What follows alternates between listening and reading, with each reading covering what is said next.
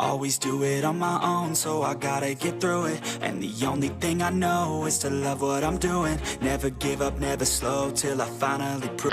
Sa nakaraang video, nalaman natin na pwede na pagsabayin ang triceps at biceps.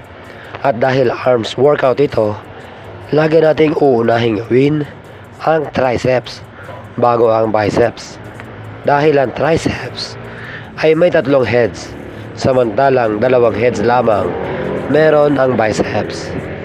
Ginagawa ko ang mga exercises na ito ayon sa kanyang pagkakasunod. Basta ang mahalaga, salitan niyong gagawin ang triceps at biceps. Sa ganitong paraan, mas mabilis makarecover ng lakas ang bawat isa. Kung ikaw ay bago pa lamang sa channel na ito, huwag kalimutan mag-subscribe, like, and share. At pakiclick mo yung notification bell upang lagi kang updated sa aking mga video. Tumatanggap din ako ng online coaching. Kung interesado ka, message mo lang ako sa Facebook. Thank you. Sa close grip bench press, bagaman tinatamaan ito ang 3 heads ng triceps, subalit mas tinatamaan ito ang long head muscle. Sa starting position, itapat ang bar sa lower chest o sa parting itaas ng ating abs. Hawakan ang bar nang may pagitan ng 12 inches o katumbas ng isang ruler. Working hella hard until I get just what I want, yeah. Rises like the sun, yeah. Fatal like a gun. Shooter's gonna shoot and I'm gonna shoot until I fall, yeah. Always do it on my own, so I gotta get through it. And the only thing I know is to love what I'm doing. Never give up, never slow, till I finally prove it. Never listen to. Sa pababang direksyon, tiyakin na huwag ibubuka ng gusto ang mga siko, lalo na kung ito ay nasa end position. Feel my own adrenaline, yeah. I do just what I do, and I hope you let me in, yeah.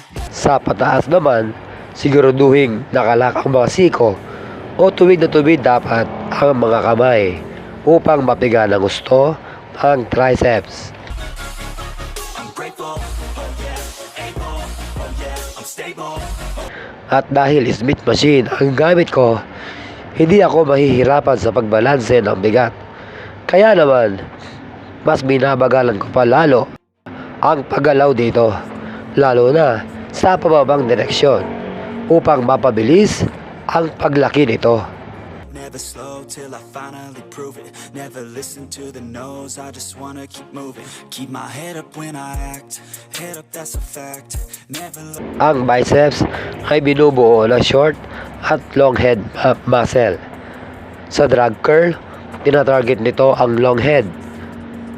Sa starting position, hawakan ng bar ng kasing lapat ng balikat. Sa pataas na direksyon, hatakin ang bar nang hindi lumalayo sa inyong katawan.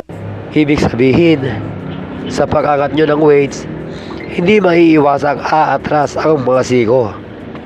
Never listen to the no's, I just wanna keep moving. Yeah, I put out all this art, it's my only medicine. Yeah, everything I do, I'm just being. Isagad ito sa taas para sa muscle contraction. Yeah, I do just what I do, and I hope you let me in, yeah. Ganon din sa pagbaba. Huwag ilalayo ang bar sa katawan. Gawin ito ng full range of motion. Kontrolado sa paggalaw, lalo na sa pababang direksyon. Oh yeah, you know me, I have only a path, I'm lonely, but damn, I'm going. Dito sa rope pushdown, mula sa machine, humakbang ng 1 hanggang 2 patalikod. Yumuko ng bahagya at ipwesto ang mga siko malapit sa gilid ng ating katawan. Ito na ang magiging starting position mo. Just like the sun, yeah, fatal like a gun. Shooter's gonna shoot and I'm gonna shoot until I fall. Always do it on my own, so I gotta. Sa pagbaba ng weights, dalhin ang mga kamay sa gilid ng ating hita, hindi sa harap ng hita. Keep moving, yeah, I put out all this art, it's do, I'm just being genuine. Yeah, I'm sick of being screwed, feel my own adrenaline. Yeah. Tuwid na tuwid dapat ang mga kamay sa pagbaba o dapat nakalak ang mga siko upang mapiga ng gusto ang triceps.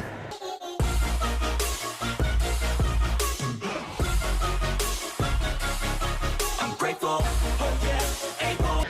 Sa pag-angat naman, unti-unting nagsasalubong ang mga kamay o halos magdikit na ito kapag nasa taas na.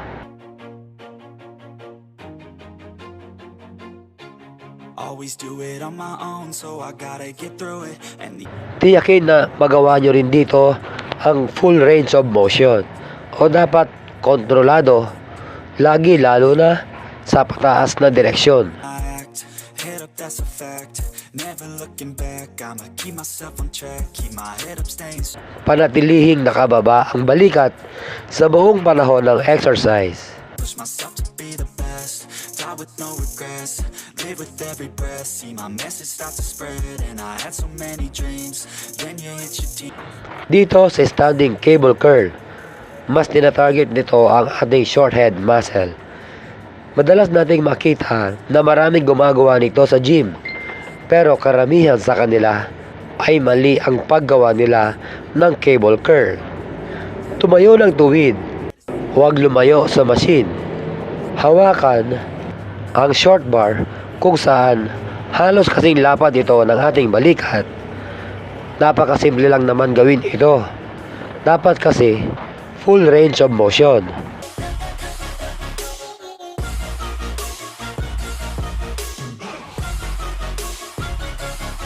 I'm grateful, oh yeah.